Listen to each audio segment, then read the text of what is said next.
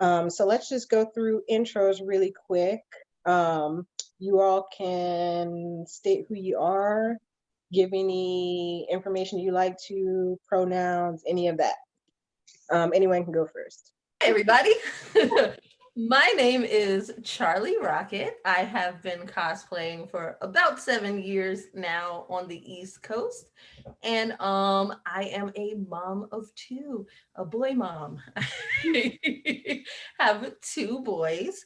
And so cosplaying as a mom and working full time and as a POC is a lot of things, but I'm making it happen, especially in quarantine, just for you guys. Mwah. So hello.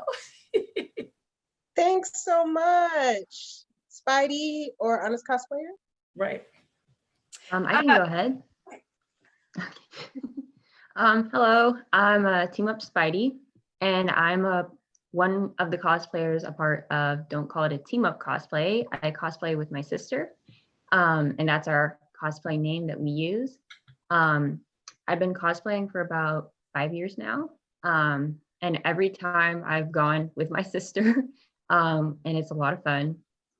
Usually we are in our Spider-Man and Deadpool cosplays. That's what we're most known for. So yeah. Thanks so much. I'm Christy. I'm the Honest Cosplayer. You can find me on social media under the moniker The Honest Cosplayer. And I've been cosplaying for about 8 years. I'm a cosplayer in the Pacific Northwest, so opposite side of the country. And it's not my full-time job. It's just my, this is what I love to do with my time. I'm a teacher outside of cosplay. And if you've heard of me at all, you've probably stumbled across an image of someone cosplaying a big queen alien xenomorph, and that's me. So Awesome sauce. Well, we want to talk to you all each about your experiences and what things you like to cosplay and all of that. And so each one we can just take turns and go around. Whoever wants to go first can go ahead. I can start. Okay, so it's like a little bit about everything cosplay. So if you're new to cosplay, you might stumble across cosplayers who specialize in one type of cosplay versus another type of cosplay. And that's not me. I love a little bit of everything. Mostly because I have the attention span of a hummingbird.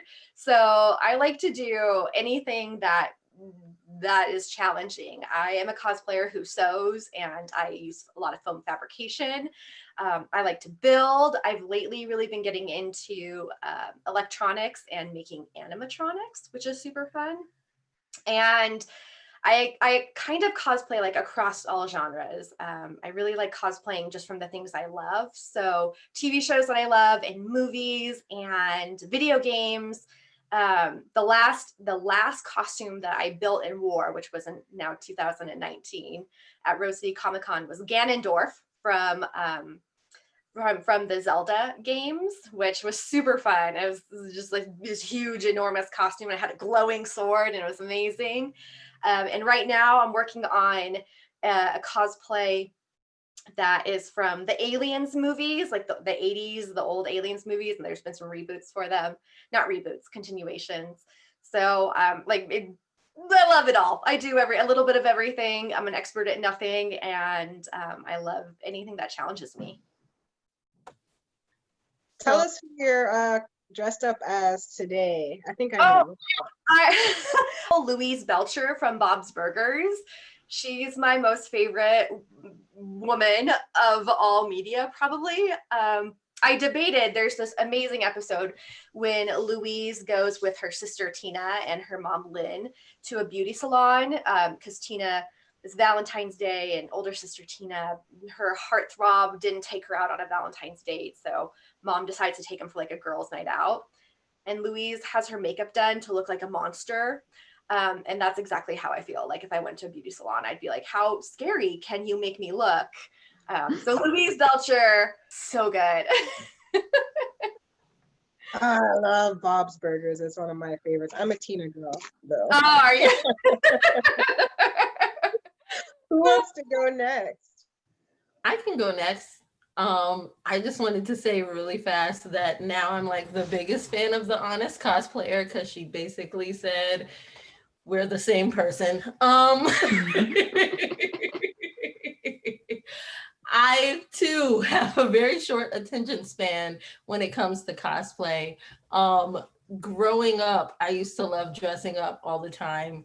And my mom even made some of our costumes, or at least made them better if she didn't do that.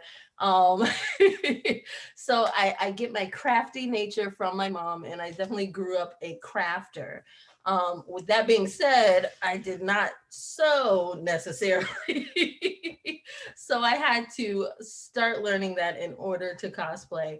But along the way, I've used my share of glue guns and other material to create the costumes I want to. I within the 7 years, I have created almost 200 costumes because I have an addiction. It's called an addiction. And and October is the worst because in October for Halloween, I do a different costume every day, and it's all new costumes. That's really a problem right there. So October alone gets me a good 31 a year. So that's where my addiction lies, right there. But I actually do something a little bit different than a lot of other cosplayers. Although I love cosplay and I love costuming and I love all those things, I actually use my platform mainly to speak out about a lot of things that I am passionate about. I use my guest appearances at cons and things like that so that I can run panels, and I normally do panels on, body image. I do panels on diversity and inclusion, on whitewashing, and on a ton of other issues that I see so frequently in the community. So I just try to use my platform to speak out and also to help other people learn how to cosplay like we're doing here today. Join us. We love you. We need more people to join us on the cosplay side. But yeah, that's basically what I do with cosplay. That's awesome. I was wondering if like sewing was a requirement because I'm like a non-sewing person at all. I do like to dress up at work, and like I've discovered that like hot glue doesn't work on everything. Trying to like put felt together, I was like, oh, this is not going to work. But like I think I would be willing to learn like some basic Yeah. sewing in order to be able to dress up more often. Yeah, that's all it takes. Just the very basic. But even without that, I mean, I cosplayed a whole year without a sewing machine. So you got it. That's help. That's like giving me some, some life. Like I can do it. I can do it. Yes. What about you, Team Up Spidey? For me, I can definitely agree with the hot glue because I've used it like crazy. I think that's like one of my favorite things to use when I'm building. Yeah, I definitely wouldn't say that it requires a sewing machine because a lot of cosplays that I've done haven't used it at all. Only some of my, like one of my, the newest cosplay that I did required a sewing machine, but that was because I built a jacket and I usually don't do that. But yeah, so yeah, I really, as far as like the cosplays and the characters that I've done so far, I really enjoy cosplaying. Like, I don't know why, but I ended up cosplaying a lot of like the main heroes from series. Someday I want to cosplay a villain, but it just ends up being that way. So, because I've done Spider-Man, I've done, of course, Noctis, what I'm wearing today from Final Fantasy 15. And I've also done Alan Walker, which is another an anime character from the Gray Man. Not many people know about it. But another main hero. I also really enjoy doing mashups for my Spider-Man cosplay. I've done a Spider-Man mashup with Star Wars, so it was kind of like a Jedi with a cloak, but then I still had the Spider-Man mask and suit as well. And then for my other mashup that I did was a mashup with Star-Lord, so it was like I had the blasters and the leather jacket, but then I also had all the Spider-Man stuff. So yeah, that's what I like to do. I love seeing mashups when I go to conventions. I haven't been to that many. Like I'm really, really new to it. And I was like, oh, people my age actually do this. That's what's up. Like I, have found my folks. But I love to see mashups. Can I get you all to share some of your work and your art? Whoever would like to go first can go. Well, I've got a couple of things like around me that I could certainly share that are shadowy and in the background and probably could handle a little bit of explanation. So I really like I said, I kind of like to noodle around with everything, and that's fabric. I love sewing. I grew up sewing, and to me, it's just another way to do art. But I've really fallen in love with working with foam because it's so diverse. Craft foam, actually, you can get a ton of different types of it. You can get it local. You can like special order it. You can get in different sizes and thicknesses, and it you can paint it, like sculpt it. It's crazy, amazing stuff. And so the latest project I've been working on is, like I said, a Queen Xenomorph from the Aliens franchise from like the 80s and 90s. And for a couple years ago, there was a thing where Disney acquired Fox, and so Fox owns the Aliens franchise, and so there's kind of a meme on the internet about now how the Alien Queen is part of the Disney princess like group. And that year I had actually made like a huge actual animatronic alien queen that I stomped around a convention floor in. And it kind of got me thinking like, well, what if she was actually like a Disney princess? So that's what I've been working on, is this like, if the alien queen was a Disney princess, what would she look like? And so I made this huge, I call it a crown. It's actually a hat, and you can see on the inside, like it's just made out of black foam, and it sits right on top of my head. And it's about 2 pounds. It's really, really light, but it's like a xenomorph's dome, and there's teeth on it. And I took them off here because they get a little bit in the way. You can see in here, there's some little silver hooks because I've got beadwork that hangs down from it.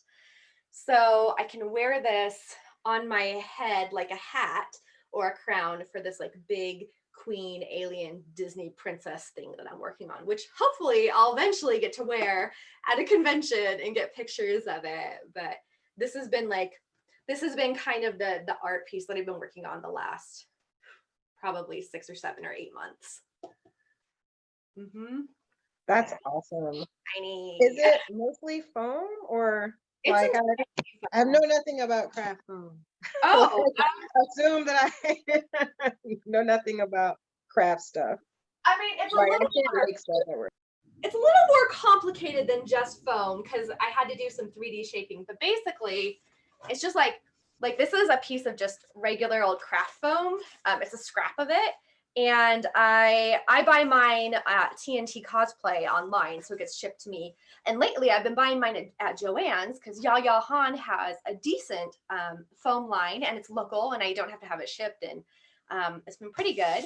And so it's like really light, and you can glue it together with all different types of glue, hot glue and contact cement and super glue. And then mine is super shiny. So like I built it up in layers, and then I used a rotary tool to sand in textures onto it. And then I used a special product called Epsilon Pro, which is just a really shiny epoxy to put like a protective, extra thick, extra strong coating on it. And that's why it looks so shiny and black. So. That's awesome. It sounds super complicated.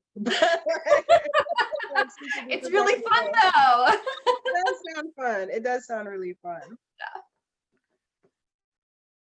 What about you, Charlie Rocket or Team Up Spidey? Will you share some of your work with us?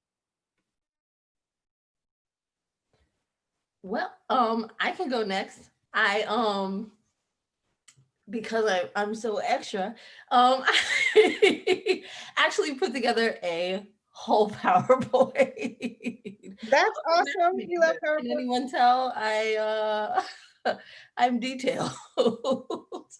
But yeah, I'm just gonna pull that up real fast for you guys.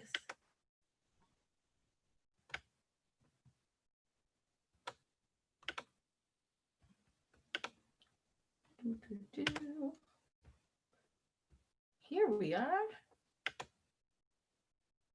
Can you guys see it all right? All right. Yeah, we can see it. All right, so Charlie Rocket cosplay, you all know at this point. We talked a little bit about my background because I have been cosplaying for about 7 years, and we talked a little bit about why I started, but I really started because I had a 2-year-old at the time, and I was a single mom working full time, and I needed an outlet. So when I first started cosplaying, like I said, I didn't know how to sew. So most of my costumes were closet cosplays, which basically means that you're using a lot of clothes from your actual closet to create a character. So as you can see on here, I have a lot of sorry, I have a lot of costumes that are just my clothing. But you can also see that I have Gamora here on the other side, who is technically my first costume. When I started cosplaying, I was very ambitious and I wanted to choose a first costume that would embody a lot of different parts of cosplay. That is body paint, that is wigs, creating different sculptures with warbler and foam and all kinds of things, and sewing, although I did not do that. I used hot glue for Gamora.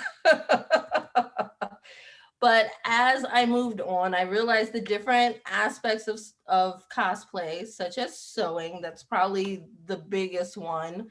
Um, Definitely the skill that you want to learn when you start cosplaying. I had no background in sewing other than cross stitching small objects when I was just a little girl. But I ended up teaching myself how to sew once my grandmother let me have one of her old sewing machines. So I just did a lot of guess and check, but I also used a lot of YouTube. YouTube tutorials will get you everywhere. And so once I learned how to sew a catsuit the cheating way, which is taking your store-bought catsuit into pieces and then creating it again yourself. Once I did that, I basically felt like I had enough skill to create any costume that I wanted to at that point. Then going forward, I mean, I could learn small skills here and there if I had a costume that required it. So these are some costumes that I hand sewed. My saber tooth here is fully sewn by myself and fully created by myself. Whereas Wonder Woman, I had a lot of store-bought pieces, but then I wanted to sew on the fringe for the bottom to make it a little bit more showgirl instead of regular Wonder Woman. So even small sewing skills can help you out, help you make your costume more you. Then I go into props, and there's a huge difference between, small props and weapons and big, complicated, foolish props that I take on because I'm ridiculous. And so the smaller props, just like Honest Cosplayer said, I use a lot of foam, craft foam and EVA foam. You can also use materials such as Warbler, which is basically a thermoplastic where you can heat it and it will dry pretty solid, just like a plastic. And it's really lightweight. So it definitely helps with your bigger projects and your more detailed projects. They make them look a lot more clean. But for all of these shown up here, I have used a lot of EVA foam. Um, for the smaller projects, of course, we're talking about cosplay masks, we're talking about, a small wand, something like that. But for the bigger props, my advice is to immediately go to Etsy and find a pattern. And once you find a pattern, you can trace it onto some foam, cut those pieces out like you see in the picture. And a lot of times the patterns will also tell you how to glue them together to get the correct shape you're looking for. And after that, you can prime them and paint them, and they're all set to go, just like in these pictures. I said it like it's easy. I almost said it was not. It's easier than you think, but it's harder than it looks. I hope that makes sense. On to body paint and makeup. Of course, I told you guys I started with body paint, but I didn't do a great job. Although the pictures are lying to you, they were not great. But all the pictures that are shown here are after I practiced a little more and asked some advice of some bigger cosplayers. And I always suggest to people to ask for advice from other cosplayers who are doing it right, because they do answer you. And, and if they're doing it right, you can do it right too. I also stress the importance of makeup, because originally I was just doing my makeup like I always had in 8th grade all the way through college. But I'm starting to realize that if you practice your makeup skills, they do actually get better. I really thought that I had peaked, but and that maybe my tomboyish ways prevent me from learning how to do makeup, but that is a lie. YouTube tutorials have now taught me that I can also be a pretty princess when I want to. But also, they really bring your costumes together, and I really didn't realize how much that makes a difference. Moving forward, wigs and detail. Small details make a big difference. Contact lenses, even on this plastic man picture I have here, having his specific glasses or what is very close to them and his belt, those are the things that help people realize, oh, that's plastic man. If you have a good 2 or 3 objects that are signature to that character, a lot of times people can tell who you are, even if you're not wearing the full costume. That's a bit of advice I've learned from one of my friends and doing a lot of panels with her. But for instance, if you were cosplaying Harley Quinn, people would know it was you because you do the diamonds, you could do the black and red, you could do one of her signature weapons like the hammer or the POW gun or any of the things she always uses, her bat, something like that. And people will know you are Harley Quinn. Also, when you collect a lot of different wigs, a lot of color contact lenses, things like that, those objects can be used for your other cosplays going forward. So the pink eyes that I use for Jinx in this picture are also used for my Haruko, I believe, and a couple other costumes. And lastly, my favorite part of cosplay is embracing who you are. I really wanted to add this slide because it is very difficult as a cosplayer of color. There's not a lot of characters who are people of color or who might look like you. So when I started cosplaying, it was very difficult for me to choose a character. I'm a very rule-based person, and I like to be very canon. I like to stick to how the character looks and get as close as possible. So it was very hard to find characters to cosplay as a person of color. And I got a ton of people saying, you should do Storm from X-Men. because that's one of the few Black women that we see in comics or anime or something like that. So it took me a while to break out of that box that was keeping me in such a small category.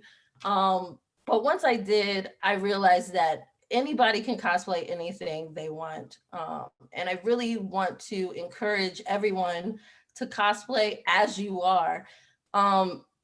All of these pictures are me cosplaying at different phases of my life. I've cosplayed pregnant. I have cosplayed long hair, short hair, wigs, natural hair, any size of my body. And I encourage you to do the same. I've even cosplayed with my little ones. I have one picture right there. But I really encourage you guys to cosplay whatever you want. And also I encourage people of color to also embrace your natural hair. As soon as I started cosplaying without a wig, I hardly ever wear one. They are hot and you can make your character whoever you want to be. I currently have very short natural hair, as you can see in the picture at the bottom right. And it was really hard for me to get into cosplaying characters with my natural hair because it's so short and because I was trying to stay feminine even when I cosplay male characters. But let me tell you, this costume right here was the most comfortable and actually looked very close to the character. So I was really proud of it. So I really want you guys to make sure you're cosplaying what you love to cosplay. And this has been a little bit of my cosplay stuff, the things that I've done over the years. So thank you. Okay, I can go Awesome. next. Go right All ahead. right. Okay, I'll share my screen. So, as I said earlier, I've got less cosplays than Charlie Rocket, but I try to focus on them and be able to wear them more often. So I'll show you guys some photos of those. So I'll start with the one that I'm wearing right now, which is Noctis. And I have some better photos too of that one. It does have a sword, which I never thought that I'd be able to make a sword. But with some help, with the help from my friend, he actually made the base out of XPS foam and then helped me get ideas to add details to it. So I Can you can make the image a little bit bigger? kind of zoom in more like this. Oh, Ailey, we can't see it because you're still on your file. Oh, that's weird. I'm sorry.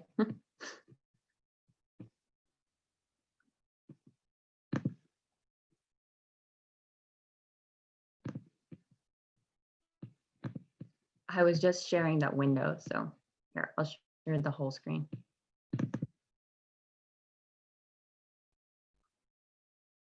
Can you see it now? Yeah. Okay, great. Yeah, so this is actually the first convention that I wore this cosplay. And that was KimuraCon, an anime convention in Portland, and that was in 2018. So yeah, so the sword, that was something that I did not think that I could do. But yeah, so my friend made this kind of base for me to work off of and kind of showed me how to take some random pieces like props and things that I found around the house and paint them and kind of glue them to this base. So right here I have like a plastic cup cut in half with some like rope glued on it and then painted. There's some corks here and some batteries. There's even like a part of a hose. I think I have another picture that has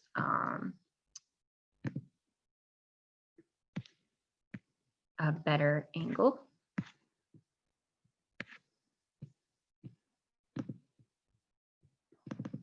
little more zoomed in.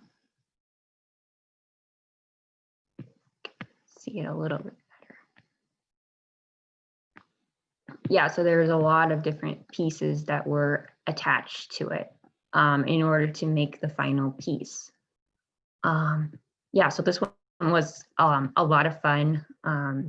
It's interesting to me, like there's a lot of things where with the cosplay, it's like, well, I don't know, like, can I do that? Or should I try? Or maybe this won't work. And I just realized that just going for it and just trying can be so much more rewarding than not doing it. Originally, I was going to do this cosplay and I wasn't going to build a sword because I was like, I can't do that. And then my friend was like, you can do that. Like, we'll figure it out. I'll help you. And like, we can make a base out of foam. And like, I don't know what he brushed on, but it was like, it made it silver over in this section. And then I did the detail work in the painting over here, and added all these different details to match what was in the game. So yeah, definitely like my advice for if you're kind of like not sure if you can make a certain piece, like definitely reaching out to people and asking like, hey, how did you make this? Or maybe like, how do you think I should approach this? Or anything like that, like can just really make it go from, oh, I can't to I can. So yeah, that's definitely a fun way to do it. All right, so I have some more like work in progress of this one. So basically everything else for this cosplay was where I bought something or already had it and then modified it. So this was an old shirt that I had that was gray. And then I made a little, it's kind of like a stamp actually out of craft foam. And then I put paint on it. It's just black fabric paint and use it as a stencil to get this pattern of these skull and crossbones that are on the shirt in the game. So another picture of working on the sword, taking like little pieces, like there's like some bottle caps in here and the batteries. And this is actually like part of like, I think it's like a hot chocolate container, this silver piece. So yeah, there's definitely like looking around the house, there's just so many things you can use to build stuff. Like, yeah. And also another thing that like I try to like kind of stress a lot, like when I'm building something, is using reference photos. I mean, of course you want to have a picture that shows like what you're trying to achieve, but I'm kind of obsessive with reference photos. So I have like a ton. Like I literally have like, this is one of the shirts that somebody made. It's like a shop or something, but like pictures of art, more different angles, like especially for the makeup, like having those kind of zoomed in shots, other angles. It's actually helpful actually if you're cosplaying a game character, because you can take screenshots in game if you find an angle that's helpful for if you're going to do detail work on a certain prop. This was instrumental to making the sword as a reference. And yeah, more artwork from the game, all sorts of different references. And so the first time I wore this cosplay, I didn't have a lot of details on the jacket. So I ended up adding a lot more details. So now I have like these little buttons that have little skulls and crossbones painted on them in gold, and like all different like zippers and like other little details. So these pictures were really helpful. Yeah, so there's a bunch, literally, just tons. I also reference from other cosplayers too sometimes. It's like, here's a picture of a cosplayer, but it gave me a better idea of what the back of the jacket looks like in the real world. Because a lot of times cosplaying a character, like if they're from an anime or they're from like a video game, you're like, well, is that going to actually work in real life? So sometimes it's kind of helpful to look at what another cosplayer has done to kind of be like, okay, so they made it work in real life by building it like this.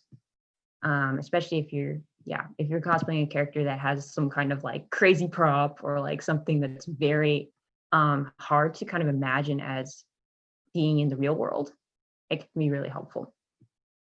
So yeah, this one was probably one of the more helpful. Definitely, if it's a video game character, you could find stuff like this, but super helpful. All right, so I'll jump out of that and move on to another cosplay. So my first cosplay that I ever did was Spider-Man, that I actually felt like was a cosplay.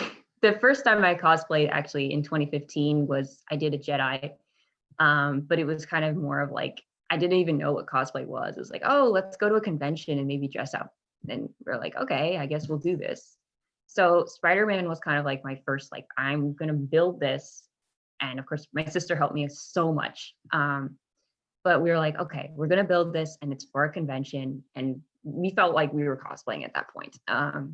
So this is definitely my favorite cosplay to wear. I wear it the most often. It has undergone like so many upgrades over the years. It used to be made for a different version of Spider-Man. So at first, my cosplay was from the animated series Ultimate Spider-Man. And then there was a lot of adjustments that were made just for my comfort because I was 14 at the time. So I actually had like a ponytail that came outside the back of the mask because my hair was very long. And I didn't want that anymore. So I ended up getting rid of that. And I changed up the whole cosplay. I mean, I just added basically, I added pieces to make it like Spider-Man Homecoming. So I added the black pieces and of course the jacket and the headphones and the backpack were kind of the other upgrades that were added. Here's another one. That was just last year. I don't remember when that one was. It's another one. This is my sister here. It's actually rare to have pictures that are just me. Usually it's both of us. So this is when we went to a convention in Seaside, Oregon. So yeah, I don't have a lot of photos of working on that cosplay because it was so long ago. I feel like it's a little bit different now since we do share our work in progress on Instagram. So we were taking a lot of I was taking pictures of like every step. But for this cosplay, I don't really have any pictures like that, but I do have some reference photos. For the jacket, I ended up ironing on because I found a yellow blazer from Goodwill. I got really lucky. I don't know why, but sometimes I get really lucky at Goodwill, and it's amazing. So it needed to have the Midtown High school logo on it, and I was like, okay, I could do I found this on the internet and kind of edited it, and then I printed it out on iron-on paper and then ironed it onto the jacket. It's supposed to be embroidered, but it was okay with me. And also this is a kind of a scale reference to making the lenses. So I printed this out on paper so I could have a base to build my lenses off of. When I built the lenses the second time for the upgrade, I had made it out of cardboard, just a thin layer of cardboard. And then I had it was like this black shiny fabric we bought at Joann's and put that on top. And then in between was, let me just go back to this picture. Here it shows the lenses a little bit better. So we have this black shiny fabric, and then in between the cardboard and the black shiny fabric, I have these sunglass lenses from sunglasses that I bought from Goodwill. I mean, not Goodwill, the dollar store. So I popped the lenses out and then put this mesh over it. And it worked out great for lenses because, I mean, unless it's dark during the day, it's fine because you couldn't see in at all and you could see out pretty well. Because at first, the first time I built before the upgrades, I just had a white mesh and I couldn't see very well. and everybody could see me. And I was like, this doesn't look very canon. So with the upgrades, I made it so that my vision was a little better, and also it looked a little bit more to what I liked it to be. So yeah, I definitely would say like, don't, I feel like if you're not satisfied with something after you've built a cosplay, there's no reason why you can't just go back and be like, I'm just going to add something, or I'm going to change this around. I like to do that a lot, especially since I've worn this cosplay for so many years. Yeah, here's another one that I have just built and I haven't even worn it to an event yet. I built this for Emerald City Comic Con of this year, but sadly it was canceled, which was okay because it needed to be, in my opinion. But it was a really fun cosplay to build. I can't wait to actually wear it to an event, which was basically just a redo of what I had already done with my homecoming suit, but I remade it for Symbiote. And for this one, this actually isn't like in a movie, like this exact suit. So I ended up making a little drawing. I found this art online as well. It's like kind of an edit of the homecoming suit, but I wanted to do something kind of more original. So what I did was I made a little sketch of what I wanted to do. So here I made, okay, so I'm going to do basically the same thing I've done before, but switch up the colors and make it more like symbiote, like the black suit Spider-Man or Venom. So this was kind of my base to figure out what it might look like and what I needed to buy. Also, another thing that I recommend for building cosplays is using Trello. It's a free app.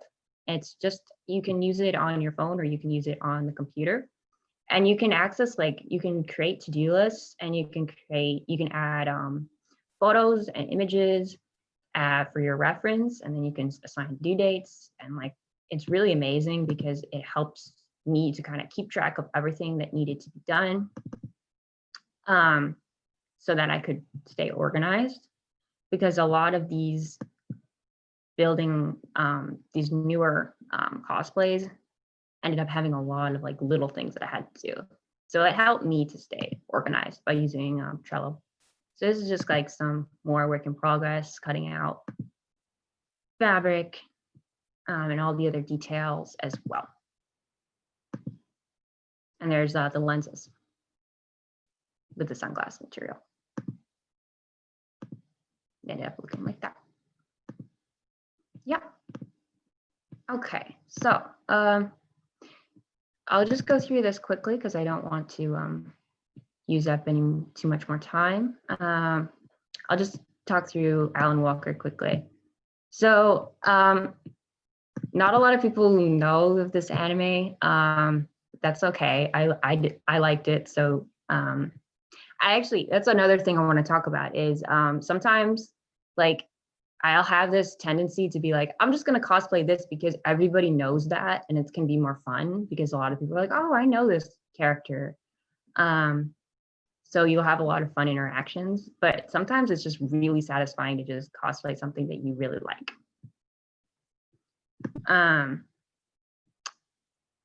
And that can just be even more fulfilling.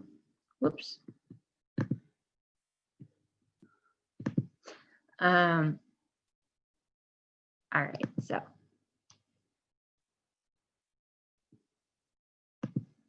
there's some pictures of the front and back when I was working on it. I don't have a lot of pictures of this cosplay either because I only wore it once. But there's one from a convention. It's another one, a picture at home and that I edited. Another one. So this one was another one that I heavily relied on Trello to do. I made a lot of different props. I can actually, I have some more work in progress shots here of making this mask, lots of different stuff. There's a prop. So he has what's called Tim Campy, is his like little friend that just kind of sits on his shoulder a lot of times in the anime. And so I really wanted to build one. So I started with like a foam a little foam ball that I got from Joann's, and then I added fabric to it, and then more foam, and then there's some pipe cleaner in here as well. Yeah, and then the rest is just more reference photos, some references from cosplayers, and yeah. I really have enjoyed kind of using the same kind of work process. We're gathering references, organizing, figuring out what I need before I start doing anything. But yeah, I think that's kind of a summary of how I like to build cosplays. That's so awesome. Thank you all. I want to get to questions as I see some here. First question I have is from Jeff. And the question is, how long does it take to get into costume?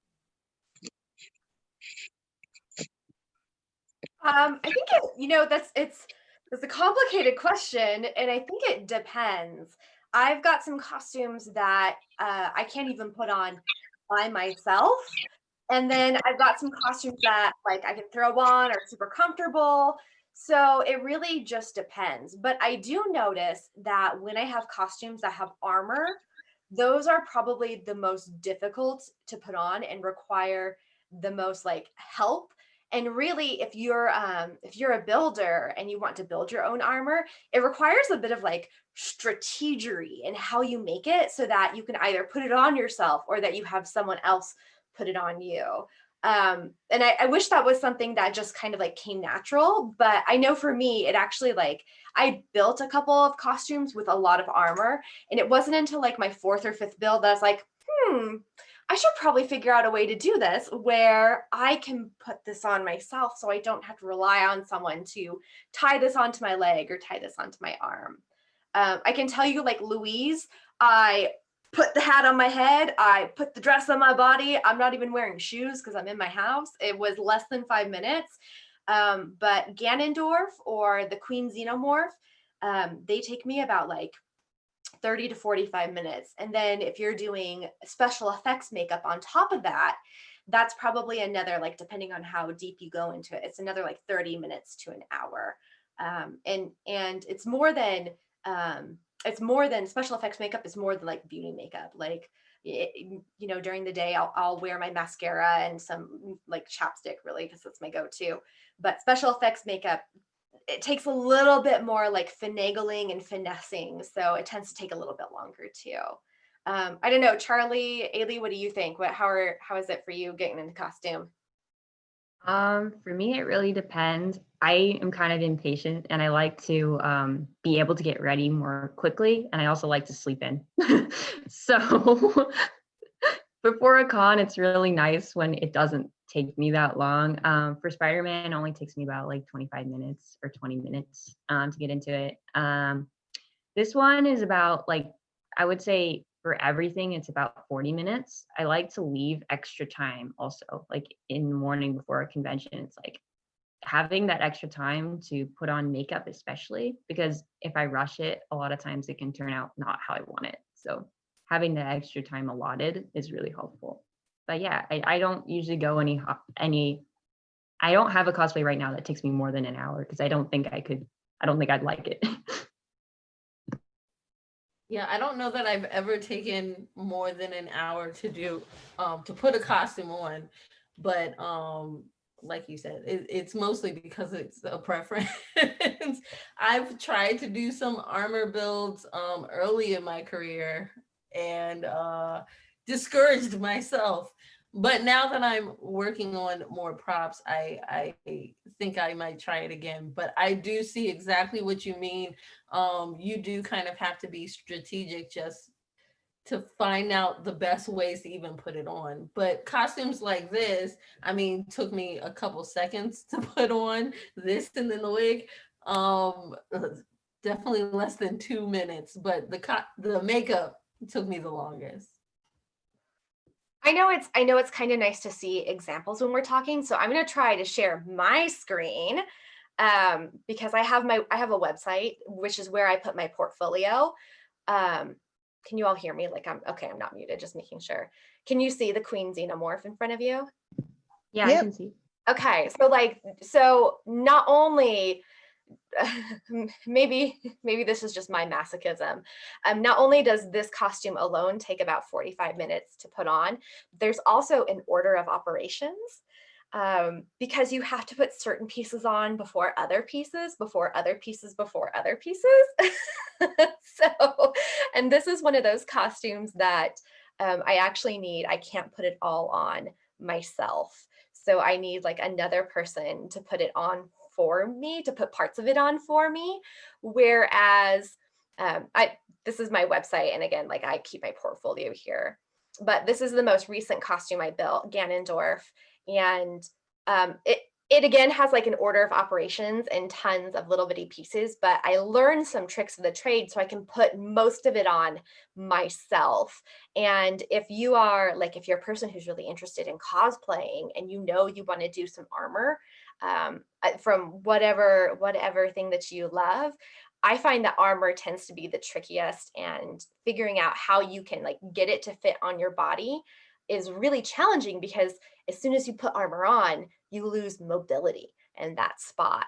So you have to think about like, not only how am I going to put it on, but which one goes on first? And if I put this on, will I be able to put my shoes on? And then, when do I do my makeup in all of this? If I'm going to do special effects makeup, and how am I going to carry that sword? And where am I going to put it when I'm tired of carrying it? So like I said, it's a really complicated question, surprisingly complicated. And it doesn't have to be, it can be much simpler than that. Like you can put a wig on, throw a dress on and be like super fun and comfy. In fact, a lot of cosplayers do that. They have like a comfy cosplay, and then if they want to, they can have like a big elaborate uncomfortable cosplay. And I can also tell you, when I wear that Queen Xenomorph, I can't wear it for longer than 3 hours because it is a pretty big costume. Actually, yeah, I just want to add something. When you were talking about like a casual, more comfy cosplay, I actually forgot to mention that I do have a cosplay that is more just comfortable. I do Captain Marvel, but casual, because there's a part in the movie where she just wears a leather jacket and like jeans and like a shield hat. So I do that cosplay as well. It's a great one for like a Friday of a con, or just or a Sunday when I'm just more tired, and it's super comfortable. Thank you all. Let me see. The next question I have is from Anonymous, for the Honest Cosplayer. Question is, as a teacher, are the kids you teach aware of your cosplay adventures, and what do they think? So you'd be surprised. I'm a secondary education teacher. I teach science, chemistry, and biology. And just because of the nature of like the way I live, I've taught in a couple of different school districts since I've been cosplaying. And it's funny because they don't know about it at first. And I don't usually tell kids that I cosplay. And it's not like it, I want to be really clear. Like, it's not like a shame thing or I'm embarrassed by it. I love cosplay, and I'll talk about cosplay with anyone who wants to spend 5 minutes chatting about it. It's just like, when you teach chemistry and biology, you got to keep them focused, so you don't introduce anything else into the room, into the conversation. But inevitably, 3, 4, 5, 6 months into a school year, a kid is going to Google your name and it's going to come up. And so that's usually when there's a kid that will come in and be like, Miss Podelnik, because my last name is Podelnik, Miss Podelnik, do you cosplay? and then because schools are just giant rumor mills, it spreads like a disease. And so eventually I'll have to take a day and like talk about it. And I use it as a way to like share like my life with kids. I use it as a way to let them know that I'm more than a teacher. Like, I don't just power down in the corner of my classroom at night, and then in the morning I'm there when they show up. Like, I'm a human outside of this classroom, and I have interests and things that I love to do, just like you do. A couple of times I have actually leveraged it. So my website, which is just thehonestcosplayer.com, is there's a part of it that I have dedicated to making an argument for teaching cosplay in schools, and not as like not core curriculum or anything like that, but as an option for kids to choose in kind of their art sequence. And I worked in a project-based alternative school where I did get to teach it, And it's such a fun opportunity. And I had a group of kids that like, we just spent an hour a day like building stuff together and talking about how we were doing it. And it was some of the best bonding I've ever had with kids. So then when I had them in my regular classroom, it was fantastic because, you know, oh, Miss Podelnik is a human being who has interests. And not only is she teaching us biology and chemistry, but she also does this thing that we're interested in as well. So they do find out about it. And so I just leaned into it and let it become something that I really believe in and really love to share with them. And occasionally I'll have a parent who will, usually they'll do it face to face. I've had very few parents who email me and they'll be like, so you cosplay? And it will be a conversation, like a starting off point between a relationship that I build between us too. So it's, I feel very fortunate that I've been able to leverage my love of cosplay into getting to know the people that and the kids I teach better. And so I would recommend that if you have that opportunity, if you are in education, anonymous asking, that when they Google you, and they will find your pictures eventually, that you have just a conversation with it. You don't have to stop class and do it, but it's a great way to get to know your kids better. That's so awesome. The next question we have, also from Anonymous, is for Charlie Rocket. What do your kids think of your cosplay fun? And are they like, oh my God, Mom? Are they at that stage yet?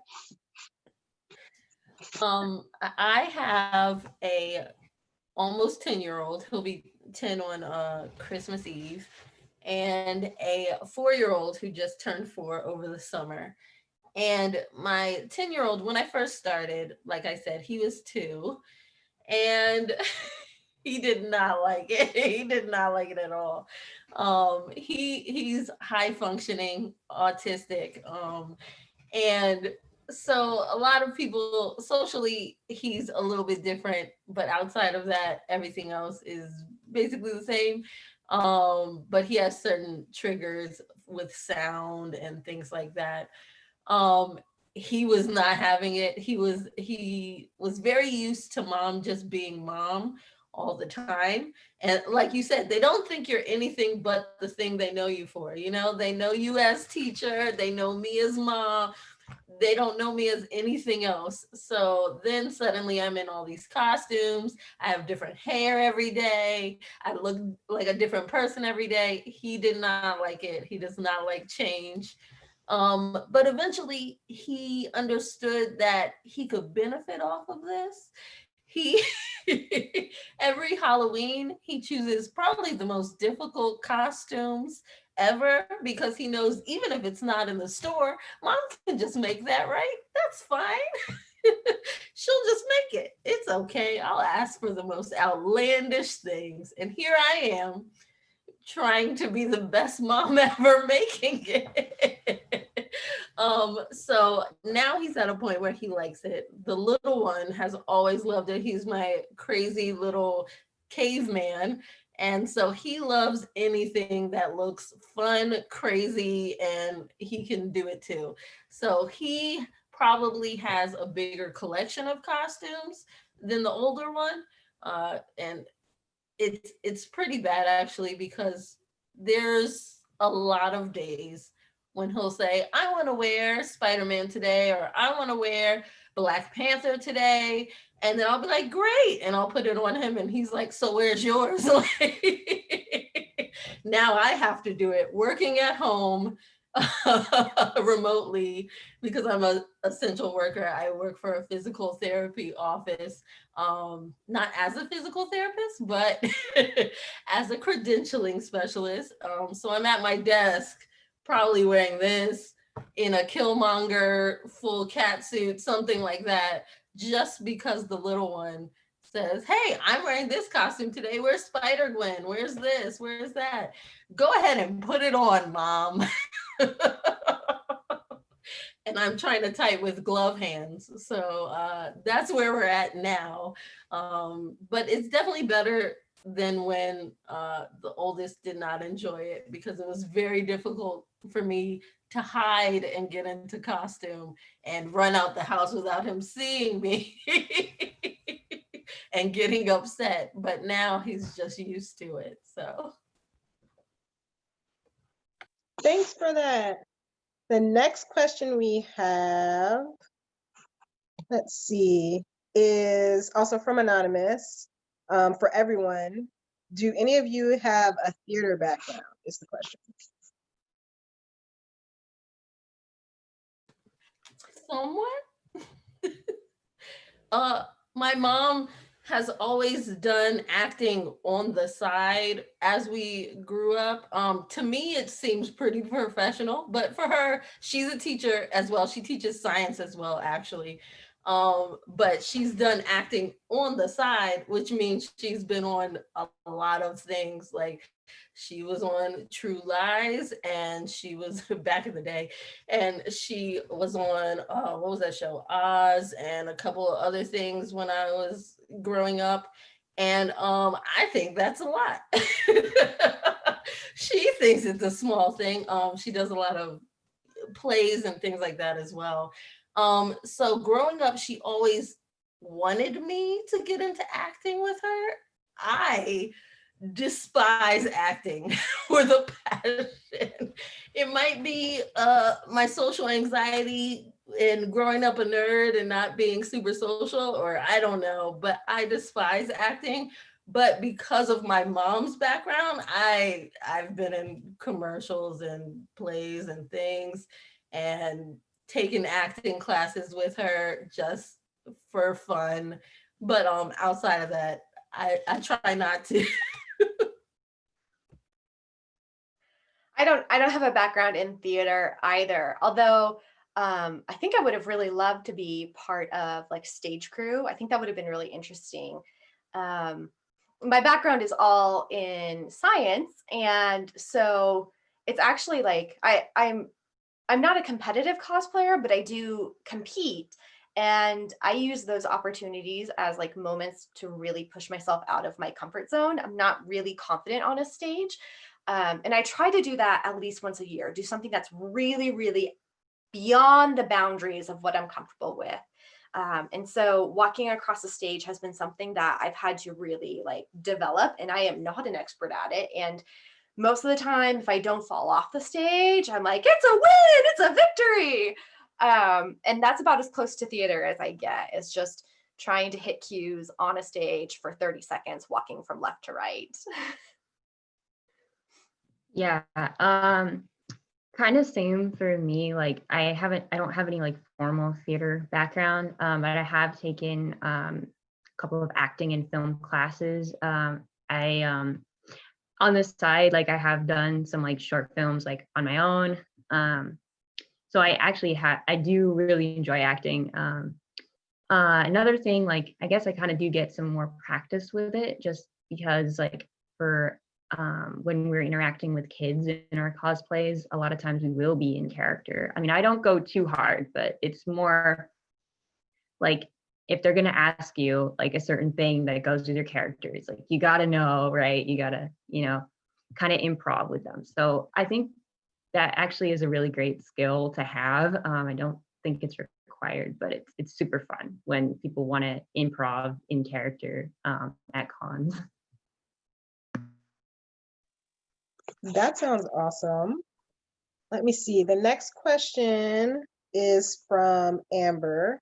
The question is, my partner and I are in our mid-30s, and we're sometimes a little embarrassed to be cosplaying at our ages, but we really love it. Have you guys dealt with any feelings or discrimination from people outside of the community around age? Amber, I am past my mid-30s, like a bit past my middle of 30s, and I feel you. I get it, especially when you have a professional life too. And I can tell you, like I just kind of hit a moment, and I hope this happens for you because I love cosplay so much. Like I just hit a moment where I was like, I really like this. I don't think I'm going to be embarrassed or ashamed about it. It doesn't mean I necessarily like it's the first thing I introduce myself as, because I have different compartments in my life. But I know quite a few cosplayers who are past their mid 30s and are just getting into cosplay, or they still really love it. And I would advise you to you do you, boo. Like, you live your best life and don't let anyone tell you anything different. On top of that, I want to piggyback off of that because I am turning 33 this year in December. But when I started cosplaying, it seemed like everybody was in their early 20s or like teenagers or something. And I had just discovered it. And I was in my late 20s and feeling crazy, especially as a mom and things like that. I think people put people in a box and we just get used to that feeling. Society makes you get used to that feeling. Mom box is here, this person's box is there. Just stay in your box. But I say forget the box. Like, just forget all of it, because who are we doing this for? We're doing this for us. We're doing this for our fandoms. We love our fandoms. And we want to show our support for them. The reason why we have so many Marvel movies right now, the reason why My Hero Academia was in theaters this year, things like that happen because you're showing your love for these fandoms and they know that we're here, we exist, and they are creating more content and more things for us. So you want to make sure you're showing all those things. But also, I wanted to say, find your people. Find your people. I started cosplaying alone and scared and weird. Stay weird, stay weird. But I started cosplaying alone, and the more friends I found just at cons and at events, and not even by talking to them, by other people talking to me, actually, I was able to create like this cosplay family who are a similar age to me, who relate on certain things, and who push you to do more, who help you to do more, and encourage you the whole way. So I say, find your people, and we could be those people. Like, message us on our social media, and we'll be your friends. So I kind of have a funny story. Team-Up Spidey and I, in July, we had a sit-down conversation for the Youth Media Alliance in Portland, and it was fantastic. It was so good. And a couple weeks ago, the organizer reached out to me, and he was asking me like, well, how did it go? And would you want to do something like this again? And tell me a little bit about how we can improve. And so I emailed him back, and I was talking about like how I had this great time. Everyone was really prepared. And he responded with an email that was like, oh, I'm so happy to hear this. We really want to set up multi-generational cosplay opportunities. And I'm reading it, I'm like, multi-generational, like what does that mean? And then I realized it's because I'm in my late 30s and I'm the multi-generational. and so Team-Up Spidey is the young generational.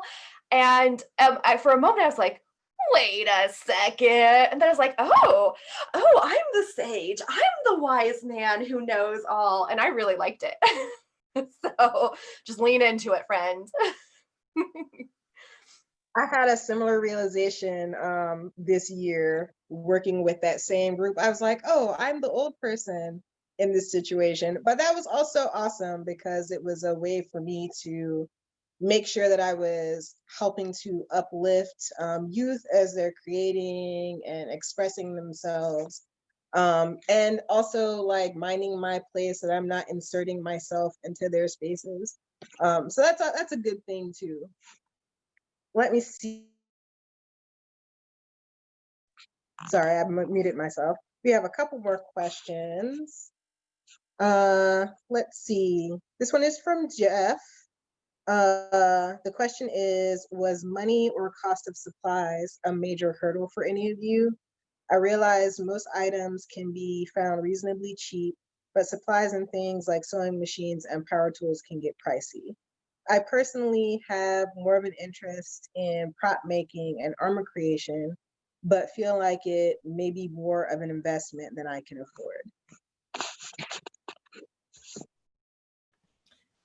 I will say that I've done panel after panel about budgeting and cosplay on a budget, And let me tell you, it's hard, but it's definitely doable. You just got to be creative. I know Team-Up Spidey had used a bunch of examples of household things she used to add to the sword that she made, and I've done the same thing. I know that when I cosplayed Black Widow back when I first started, I created her belt, her signature Black Widow belt. And each circle was actually a makeup compact that I got from the dollar store. No lie. I did not know how to create those circular items. So I just got a ton of compacts from the dollar store. It was probably $6 for 6 of them. And then I just painted them all. And then I glued them to elastic.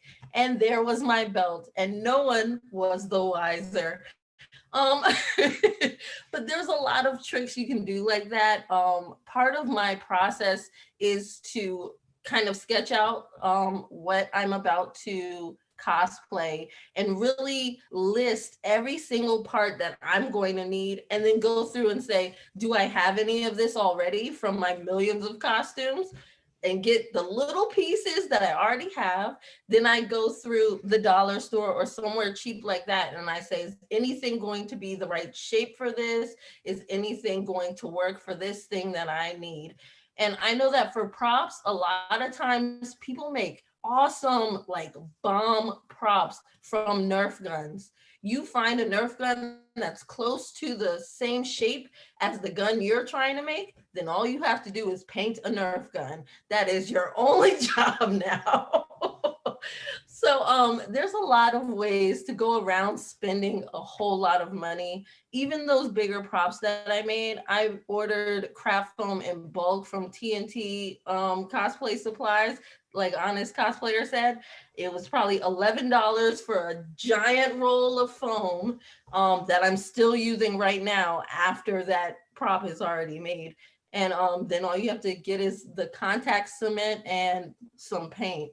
And really the most expensive thing is your time. Depending on what you're making. Oh yeah, absolutely. There you can go, you can go as expensive as you want or as cheap as you want. There's nothing set in stone about like how much you have to invest in a cosplay. I made this so one of my favorite cosplays is Suki from Avatar: The Last Airbender, and she wears this headdress, which like finished product, you're like, oh, pretty, I like it. Well, I like it. And I made it with a piece of $1.50 craft foam that I got from Michael's. Don't knock that over because I'm going to show you that in a second. I made it with just a utility knife and super glue. So it was altogether maybe like $3, and then some gold paint that I bought in like a craft bottle. And then I've gone as like fancy as making, this is a lantern I made for a cosplay I'm working on right now.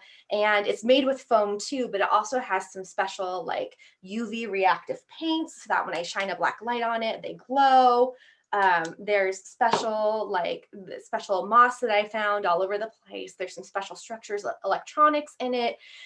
There was a special sealant on it. And so like it got spendy for this one prop. I bought rods so I can make this. It got much spendier, but it's because I wanted to. So you can like, it's a whole spectrum of what you're willing to invest in it. And you can make a lot with a little, and you can make a lot with a lot too. I know a lot of people who shop for fabric at Goodwill, and I know a lot of people who shop on moodfabrics.com, which is like what they use on Project Runway to make their fabrics. It's really totally your preference. Wow. I think we've got time for one more question. Let's see. Can you all hear me? Can you all hear me? Okay. So this is from Anonymous, for the Honest Cosplayer. Why are you called the Honest Cosplayer? So there's a little bit of a story with it, and I'll keep it short and simple. A couple years ago, I think 7 years ago, I had just made this huge costume to compete in at Emerald City Comic Con, and they had accepted me into the Western Championships of Cosplay. I was living in Spokane, Washington, and I had to drive my costume over to Seattle and like actually go to the convention. And I was thinking while I was driving, like I had spent months working on this costume, and it was Ursula, the sea witch from The Little Mermaid. And I had made this big tentacle skirt with lights and a corset and a bodysuit, so I didn't have to paint myself purple. And I had a harness on my back with the two Flotsam and Jetsam eels, and they were animatronic, so their mouths moved and their heads blah blah blah.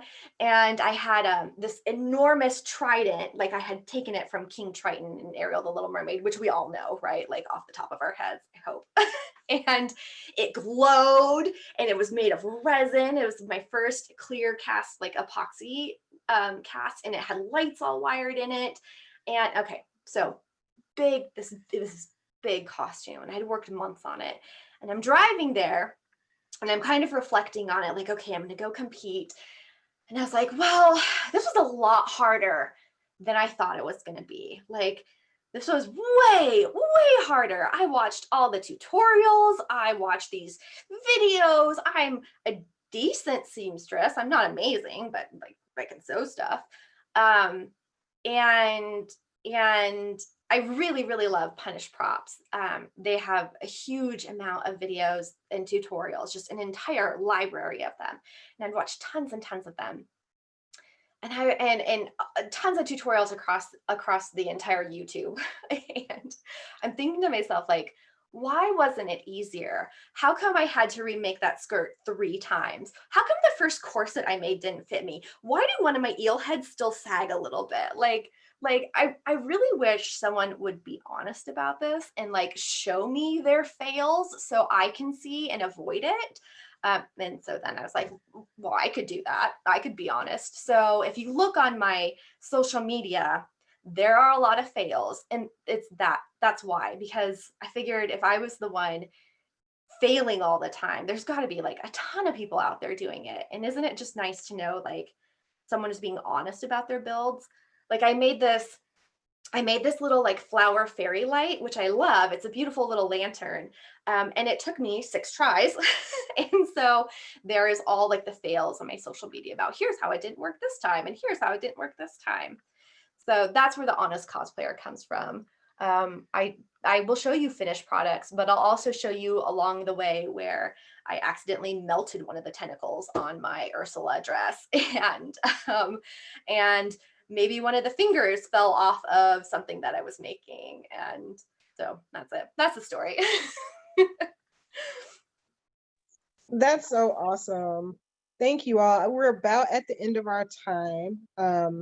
Do you all have any last thoughts for the viewers? If you are a person who is interested in cosplaying, my advice to you would be to find some cosplayers on social media that you really like. Follow them, look at what they're doing, reach out and ask questions to them, and then find a project you're interested in attempting and give it a shot. Because my guess is if you're interested now and you give it a try, you're going to catch the bug and just love it all the more with the rest of us. I agree. Like you do it once and then you're just, yeah, you can't stop. So fun. I agree. My advice is always just do it. If you are interested in doing it, just start. There's a million reasons not to do something. You might as well just do it. There's going to be 5 million reasons not to do every single thing in your life. So stop making those excuses. Just get up and do the thing. I am the queen of coming up with reasons why I am not talented enough, skilled enough, whatever else, to do what I want to do. And shoot, I did it, so you can do it. Do it too. And just like Honest Cosplayer said, if you reach out to people, this community is very welcoming and encouraging. I know that there's some parts to every community where there's haters, where there's people who say this, that, and the other, But I think that the cosplay community is genuinely hyped to see people who are dressed as their fandom. I am hyped at every Spider-Man cosplayer I see. Spider-Man is my favorite hero of all time. So I am going to be hyped. I don't care what it's made out of. I don't care where you got it, bought it, made it, whatever. If I see you, you're getting the hype train from me. So so I think you should just do it. It's not as scary as you think. And if you fail, welcome to the club. We all do, and that's totally fine. You just try it again. You all are so awesome. Thanks so much for being willing to come and talk with us today. I appreciate all of the advice. I learned a whole lot, and I feel like I am a little bit more confident and willing to put myself out there. So if there are conventions in the spring or whenever time as normal resumes again, I will be there dressed up as something. Thank you all for joining us, and have a great evening. Bye.